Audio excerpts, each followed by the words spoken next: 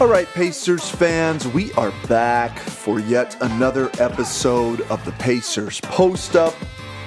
Kind of checking in here again on another, what we're calling State of the Union style episode. Ryan and I have both been crazy busy, holiday work, stuff going on, travel, etc.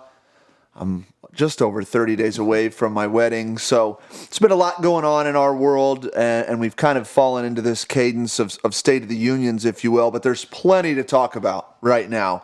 And I think we're going to do a little bit of rear view mirror. I mean, a lot of kind of where we're at today, so we're recording this on Tuesday. We just finished up the second night of a back-to-back, at home against Washington, at home against New Orleans. A 2-win and a 4-win team. Took care of business, and we'll touch on a little bit of that. Looking at the rear view, last time we talked, we were coming off of a kind of another lackluster effort game in Toronto where we got exposed, certainly by Jakob Poeltl, RJ Barrett, a lot of points in the paint. We make an acquisition, and Ryan and I teased on that a little bit. We're going to get into that on this episode as well. From a road trip perspective, Ryan, not great. Certainly the record was not what you'd want, particularly, the rivalry game in Milwaukee. That was another NBA Cup game. We're now 0-2 in the Cup. So how much do we want to get into the last couple of games? I know we have some things to talk about, as the trend line seems to be going in the right direction. And we'll see, some of that may be a byproduct of opponent strength and all that. But where's your head at? What are you thinking about? What have you liked, not liked over the last week of basketball from a Pacers squad that now finds themselves fighting to get to 500? Yep, starting with the road trip, the offense showed flashes of trying to come back, and we're seeing that trend really in the last two games take fold, especially now that Tyrese has starting to get a little bit of his flow back, and then even assuming on that road trip, he really didn't have it until late in that Bucks game. But the key point I think we saw on the road trip, and we talked more about the offense on this podcast than anticipated, with its issues and struggles to find our identity, but I think that road trip was more indicative of the defense, actually. Yep. I think we gave up on each game 129 points or more on the road, and giving up some huge performances to Giannis, which you can expect, but to RJ Barrett, Alfred Şengün. And so it was one of those where we still are struggling to find that. And the injuries are playing a big piece in that, but that was where my head first went, looking back, kind of getting myself back, reviewing those games, seeing where we were at. And so that is something that's still lingering. But I think, what probably people want to hear and more talk about is kind of the last two games. And even speaking on the last two games while I'm discussing defense, we still haven't looked particularly great. The Wizards and the Pelicans roster last night, I mean, they were missing four huge guys, three of their best players in their sixth man, and completely decimated. Correct. And I was looking at what we saw this month. We gave up last night their third highest scoring appearance. Yep. And we also hold the first. On November 1st, we gave up their highest scoring appearance. So the Pelicans now, they're two of their three high scoring appearances have been against us. We let, Alfred Payton have his career high by 6 assists last night against us. And I will give him some credit. He was throwing some nice, he was in a groove, but obviously that's something we'll have to take a look at. So my head was on the defensive end with that road trip. Where were you? Yeah, listen, we talked about it on the last episode, and it came back to identity, and where we left it was, we need to find some identity on this team. They've preached defense and rebounding. And the reality is, like it or not, our three best defenders, pound-for-pound defenders, Andrew Nembhard, Aaron Nesmith, and Ben Shepherd, have been out. And so you're trying to find an identity where your leaders, at least in that arena, are not on the floor. And so we said it's going to be really challenging for this group to establish themselves. Now, what it is doing, and we can talk a little bit about this, is it is forcing other guys to step up and fill that void. And a lot of the discussion over the last couple of days, and we're going to get to Haliburton and the offense because that's what everybody wants to talk about. Of course, Rick Carlisle wants to talk about how it's his defense leading to offense. And there's some truth to that. I've said this before. We've seen him get into a defensive stance, which I know doesn't sound like this revolutionary thing, but a lot of times he's playing upright, way too upright, getting beaten straight line drives. Mathurin's done a little bit better, still some head scratchers. I do think, and I guess this is where I'm going to take it, I do think the addition of a big has really helped us in these last couple of games. For Moses Brown, and I don't want to lead there. That can't be the lead, but we'll touch on Moses because it was awesome on Sunday night against Washington. But no, coming out of the road trip, I think, frankly, the biggest thing that I think about, and this is the lead to Tyrese, was the second half in Milwaukee. Mm-hmm. That's a game that we fight, scratch, claw to get back in it in the first half, and then we let them go on a ridiculous run to close the half. I don't remember what the stats are. I don't have the box score in front of me. It's been, a number of days, but you were like, it was very deflating going into halftime. Bobby Portis hit some shots. Trent Jr. hit a shot at the buzzer. But we come out in the second half, Ryan, and this is the momentum starter that we've been almost begging for.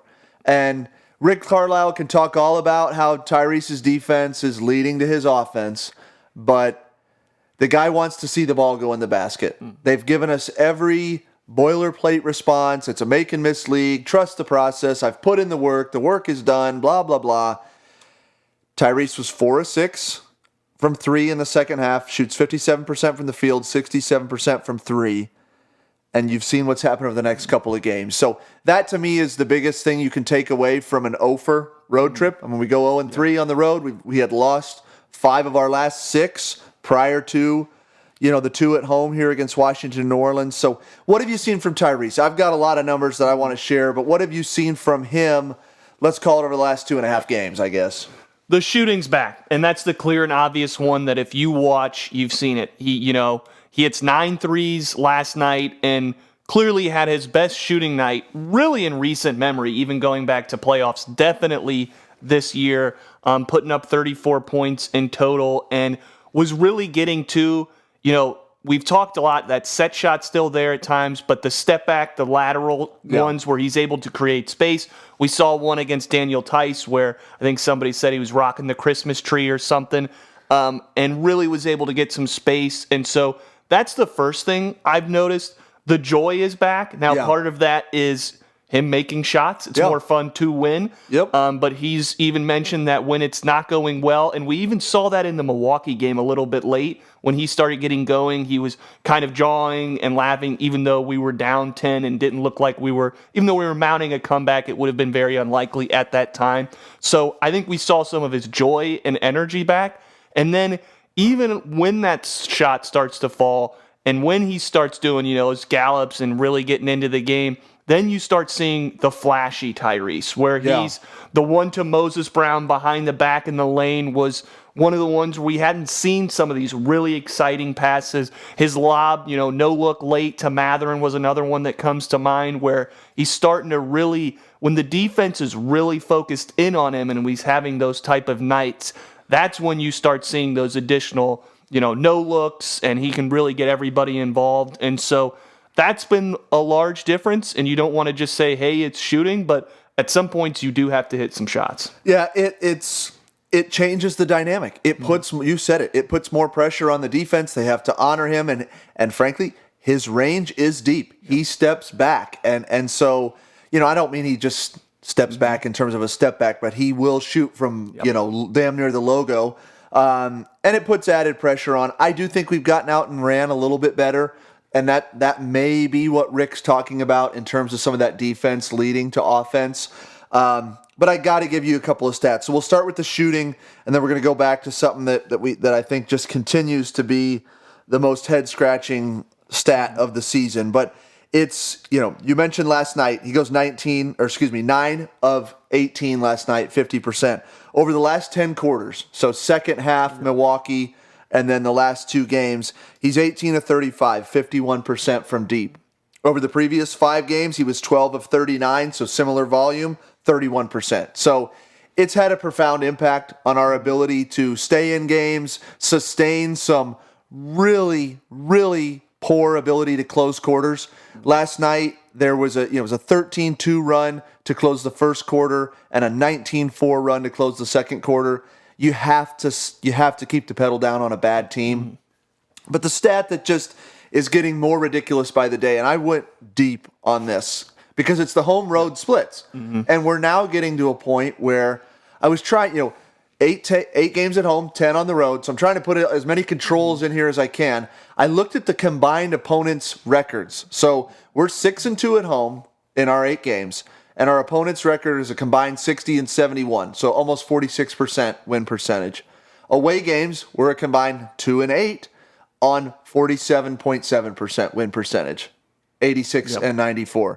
So I don't know what to make of that, but the splits are 22.5 points at home, 46% from the field, and 42.5 from 3. On the road, it's 12.3 points, 31.8% from the field, and 22.7 from deep. So make it make sense. I certainly can't, but we've said it all along. We've said it all year. This has to sustain. I tweeted this out the other night. He kind of had a little skip after he hit, I don't know what number of the 9 it was, but he had a little skip back down the floor. You said the word joy. Did you see his press conference after the game last night? Yeah, I did. Because that's all he talked about. Yeah. And Pascal had talked about it the day before, coming out of the Washington game, because they did share some words on the floor after that game. And Siakam gave us a little peek behind the curtain. And I think what he said was, hey, we haven't lost the faith. Don't lose faith in yourself. We're all here, et cetera. And we've said it. We got to have fun. I mean, this was the GM survey. Number 1 most fun team to watch in the country, or in the league, I should say. And we just haven't been that this year. But it's got to sustain. I in the back of my mind, the little devil on the shoulder saying, "Come on, Brad. It's Washington and a decimated New Orleans team. Are we really going to be able to up this?" And I'm glad you said that, because you can even go further back with Milwaukee. As good as they are, their on-ball defense is not great. In fact, it's specifically with the guards, it's very poor. And so what I look at this was a runway for Tyrese to get going. Yeah. You have 3 games where whoever's going to be on you is likely not up for the challenge. Yep. And get right, get rhythm, get confidence, get the joy back, but we have to see this now moving forward. Obviously, it doesn't have to be 34-13. Yep. We do need, though, and we've said it, 25-10 range on given nights. Hell, and his home splits are great. Yep. Yeah. And that doesn't mean, I've always said there are games where people are like, Tyrese has got to shoot. And then I look up at the scoreboard and we have 70 points at half. And I'm like, the other guys are going. That's fine. But this year hasn't been that as much. No. Especially with the injuries. And so I'm with you where you need to take, a back seat, because we just played 3 very poor guard-heavy guard defender teams. And he has his rhythm back. There's every reason to be optimistic, because it's by far been his, as you said, best 10-quarter stretch of the season. Yeah. And even defensively, we commented on a few times last night where he was moving his feet and challenged people at the rim. And so it's good to see, but this must continue, because this has been the story of the season, where inconsistencies. Because if we go in to our next game against the Trailblazers and he looks flat again, my confidence is going to be pretty low again. It's hard not to have it that way. No doubt, because the skeletons are in the closet now. It's he has felt himself not be able to get on track for whatever reason and not be able to figure it out, and you just hope that you don't see a reversion to that. Speaking to his defense, the last 2 games, he had 2 steals against Washington, 3 last night. I do think that helps us get out in transition when your primary ball handler has the ball. Although, you have to run with him, Benedict Mathurin. We tweeted this out during the game last night. There was a play that really, a lot of the fan base and pundits have talked about our pace this year. It's a head-scratching play. You got to see the highlight. Ben Mathurin, Tyrese gets a steal on the baseline and starts to push.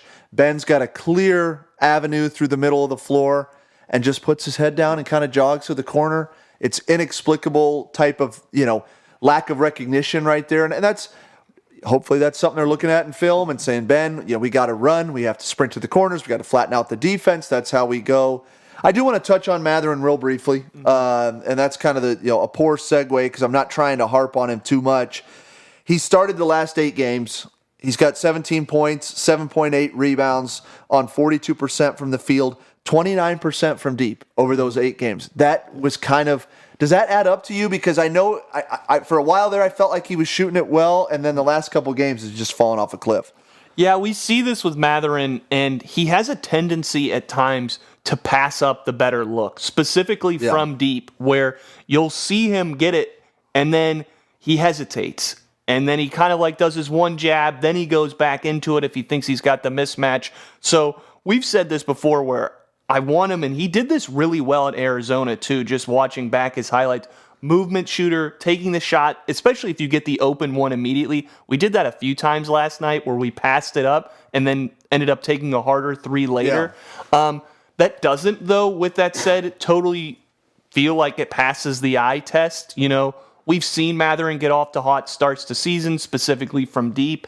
And so this is a little bit of, as much as we just, kind of shit on Tyrese for this, there are up and downs. I still think now we've seen such a broad. He shot 37% from deep, over his half season last year that he was healthy. I still like it. Although last night you see that, and it's funny enough, right before the play you were describing is the one where he threw the ugliest 3, and I want to call it a brick, but it was whatever you want to call an airball backboard bounce. Yeah. And he had already airballed one earlier in the game. And so, I don't know exactly what, but I'm not hitting the panic button on his shot. No, I'm not either. That was when I pulled the numbers before we jumped on here, I thought that one kind of stuck out to me because it's looked better than that. Mm-hmm. And maybe some of that is because it's looked really good in crunch time, in the clutch. He's averaging 17 points over the last 8. He's averaging 8 points in the fourth quarter over the last 8 games as a starter, shooting 60% and 46% from deep in the fourth quarter. He's by far been our most clutch performer offensively over this last stretch of games. And granted, we haven't won a lot of those games. I think we're 3-5 over the last 8. But I still think he's doing enough to hold on to that starting spot. Just really, this is kind of off the cuff, and then we can get to some other things. The last 2 games, we've been in the building early, and Nesmith and Nembhard have been getting in some pregame work. Nesmith is not there. He's shooting off of 1 foot right now, literally not even putting pressure on that left ankle. He's going through kind of a pregame warm-up-ish type of run, but he's not there. Nembhard, I feel like, could be back any day. I would not be surprised if we saw him Wednesday or Friday of this week. Nobody's reporting that yet, but he is going through, basically a full run through, doing some, one-on-one with the assistant coaches in pregame. So we'll see what happens there. Most likely scenario is that Nembhard slots back in and Quentin Jackson goes to the bench. But I think we got to talk about the bench. So let's start here. We'll get to Quentin Jackson in a second because I think he's been really effective. Moses Brown. I mean, welcome. Yeah, we left the last episode saying didn't really know shit about him, other than he's big. And right now, that may be his best skill, is that he is a legit 7'2", big-bodied guy who is seemingly finding spots to be effective in this system. I mean, he scores the first 8 against Washington. I'd love to know how many times that has happened in NBA history. I don't think I saw anything about this, though, that a bench player scores your first 8 points. Yeah. I'm sure it's happened with maybe where they put Manu in really quickly, but I don't think he came in until after 6 minutes or close, maybe 5 minutes and run off the clock. But quickly got into, big guys, especially like that. If you watched his free throw, I don't think he's going to have much of an outside shot. No. But he got to his spots, and length is huge, and we are starting to see a trend where teams do like to go smaller, specifically at that bench spot sometimes, where we've seen that with Obi and Siakam running, but we need size and we need physicality. And as much as we love Miles Turner on this podcast, he might be 7 foot, but he doesn't bring much physicality to the game. And Moses, you said, and you had the fortunate to be up close, so I don't want to steal it, but you were telling me that he's a little skinnier up top, but he's big. Like, he's big down low. Strong base. Yeah. And you could see that where we had a really funny play where Moses got a pass, was coming through the middle of the lane, and just absolutely trucks. I think it was Daniel Tice. It might not have been, but either way, offensive foul, clear offensive foul. Yeah. But we almost kind of looked at each other like, wow, we have nobody who does that. No. Like, I mean, Matherin attacks the rim hard and kind of does that in a different way, but somebody who can actually just basically plow through somebody. Yeah. And we don't want him to do that on any consistent basis in terms of offensive fouls, but you saw that where his physicality, his length just to catch certain passes in the paint makes him an easier target. I think he has good hands. Yep, and obviously coming in and getting a little mojo, and he was pumped on that 8-point run. Yeah. Which we love to see. Those guys who really haven't had their chance yet, and I don't think he could have even imagined himself going much better. Yeah. And we'll see. Do I think he's, in every game, 15-minute a guy? Maybe not. Yeah. Certain matchups, though, we know we're going to need this guy. Can he maybe, take the Embiid if he ever plays? Or, those types of players. And even when we play the Valanciunases and that type. So I'm excited to have him. He's looked good. What were your thoughts on him? Yeah, I mean, listen, the energy was apparent. This is a guy that came in and he played with a fire. Rick loves to use level of force, at collective will. I mean, I get a little tired of Rick's platitudes at times, but he came in and it was an instant. He was going to make an impact on the game, and we needed it. And you hit it perfectly. We're going to need this type of player. And I know there was some cap implications on why we didn't sign somebody sooner. This is a guy that's played for 8 different NBA teams. He's only 25 years old. He's a big body. He looks like he can run, although he was getting definitely gassed in a couple of those stretches in the Wizards game. What was frankly most encouraging to me was he had the early run, okay, and I think it was 9 points in the first quarter because he hit the first 8, and then he makes 1 or 2 from the line. What I was most encouraged by, he finishes the game with 15 points, so he came back and had a second stint that was effective. And so a lot of times you see bench players that just come in and they shoot their whole load right there. I mean, Spark it's just plug, and that's it. But that wasn't the case with him. I agree with you. This is not a revolutionary move. I don't see this drastically changing the trajectory of our team. But for somebody that I knew very little about last time we were behind the mic, it certainly looks like we found a stopgap from a big perspective, and somebody that's going to be serviceable. The other guy on the bench that has to be talked about is Quentin Jackson, because this is a guy that, I didn't really factor in at all. Two-way guy. We saw him at the end of last year, and he is filling the, whatever you want to call it, kind of that Ben Shepherd, Nembhard, Nesmith role of, I'm going to take on the best guy. He guards McCollum last night. He was guarding Jalen Green. He was guarding Dame Lillard. He's really stepped up, and I'm not going to say that he's, been a lockdown defender, but his energy's there. Those guys have all felt his presence. And then last night he hits 4 threes, and ends up, and that's after having a 20-plus point game in Houston and really being effective. So I don't know. What are your thoughts on Jackson and sort of what you've seen from him over the last, I don't know how many games it's been since Shep's been out, but let's call it half a dozen games. Yeah, I think the defense has been the most surprising part of it, really kind of stepping into that secondary guard where he's going to take that load off of Tyrese, which we desperately need. And he's looked good. He knows, his instincts are good. His navigation's good. He's got good speed. He's obviously a tremendous athlete. Yeah. And if you watched the game last night, he had one of the nastiest dunk attempts I've seen. And I don't say that lightly. It truly was in the building. Hold your breath, because if this goes down, the roof is coming off. Yep. And unfortunately, he's not able to make it, but if you've watched him athletically, he's off the charts for his size. He really brings it. And now it's nice to match that with that defense and being able to fill that void where he can take the top guard. His offense coming around it, I'm not going to sit here and lie to you and tell him I watch a lot of Mad Ants basketball right now, but what he was known for in the G League was scoring. Yeah. And I think when those players come in, they kind of understand, hey, like, we've got Tyrese, we've got Miles. We've got Siakam in the starting lineup. I'm going to take a secondary role here.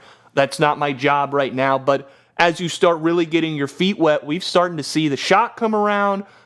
He's attacking the rim more now, which we need from that secondary guard position. So I've been really impressed with him. Seems like a good guy. And for a two-way guy who, wasn't going to be in the rotation, really was almost a fourth stringer if you really look at how our team was set up with how many different interchangeable wings and guards we have. He's played very well, and we'll see. He probably will lose his rotation spot when fully healthy, but when fully healthy is not a lot. So it's good to have him on the squad. Yeah, I mean, and that kind of brings me to, if we take a step back, we've called this State of the Union, and think about some of the guys. We come into this season, and we're talking about starting five set. Yep. It's Tyrese, Nembhard, Nesmith, and then obviously, Siakam, Turner. We're talking about who's going to get minutes between McConnell, Shepard, Walker, Toppin, Jackson, and trying to figure out Mathurin. I didn't even say Mathurin, Jesus. But Quentin Jackson we're talking about. We're talking about Moses Brown. We've been talking about Johnny Furphy. Freeman gets run the other night. I mean, we are going deep into the I don't know what you even call it, the depths of our roster to try and find some combinations and some guys. And frankly, for the most part, Freeman's been put in some tough spots, I feel like, for him. But for the most part, a lot of these guys are rising to the occasion. Furphy's out last night, tweaked the ankle in the Wizards game. But I think there's something there with him. Yep. He's bigger than I thought he was. He does a much better job staying in front of wing defenders than I thought he would.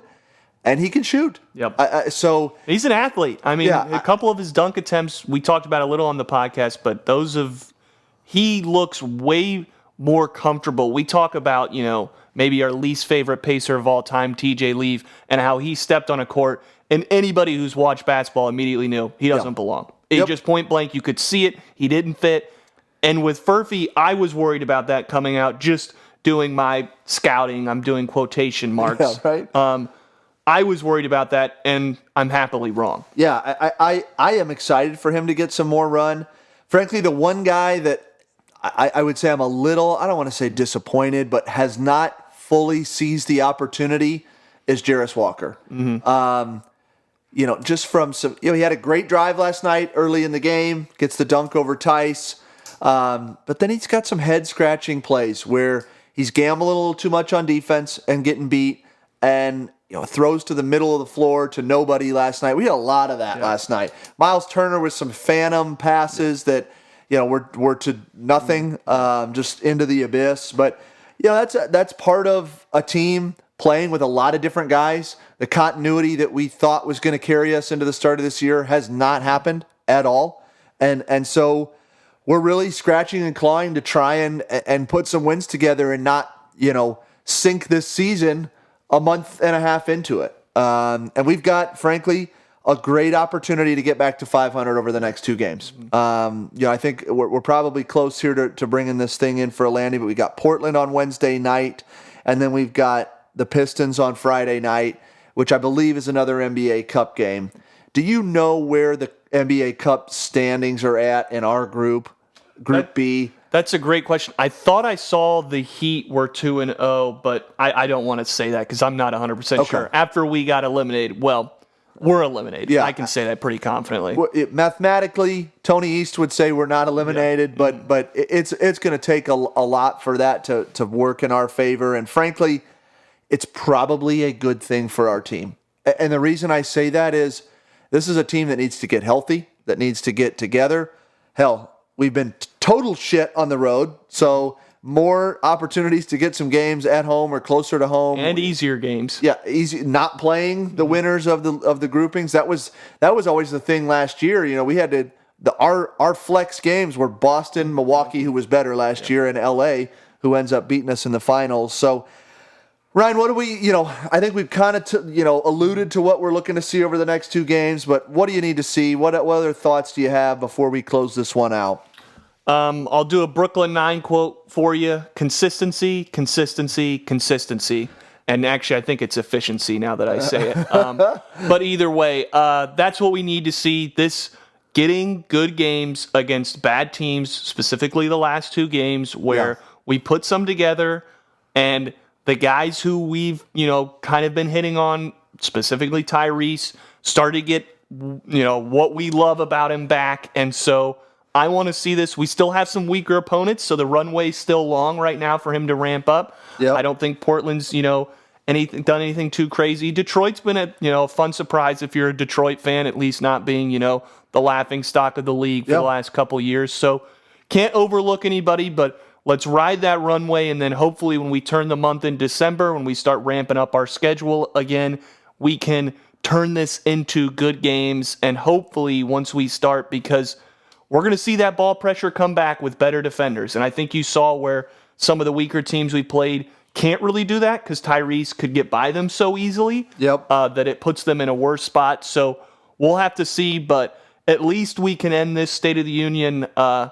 an encouraging note. Yeah, I agree with that. Golden opportunity in front of us. 2 teams that you should beat, in my opinion, at home over the next 3 days. Then you've got a 4-game road trip. Grizzlies, Raptors, Nets, Bulls. I think the only one that's factoring into the playoff picture right now is the Grizzlies. And we have struggled with them. Ja's healthy, playing well. But Raptors, Nets, Bulls, Hornets, Suns, Kings. I mean, the back half of December is tough. Warriors, Thunder, Celtics twice, and Bucks on New Year's Eve. So you really, if you're looking at the next 2 at home and then the following 6-7 games there to start December, this is going to define where this team goes this season. I really do believe that, because you're going to start to get into a point where you're just fighting an uphill battle. We do not want to be in the play-in. And in theory, we're going to get some health that favors us coming up in this next 2 to 3 week stretch. So a lot to look forward to, Pacers fans. Obviously, the biggest among them is the last 10 quarters for Tyrese Haliburton. If we can see some sort of, whether it's consistency or efficiency, it doesn't matter. If either one of them sustains, this team's going to be in a much better spot over the next month or so.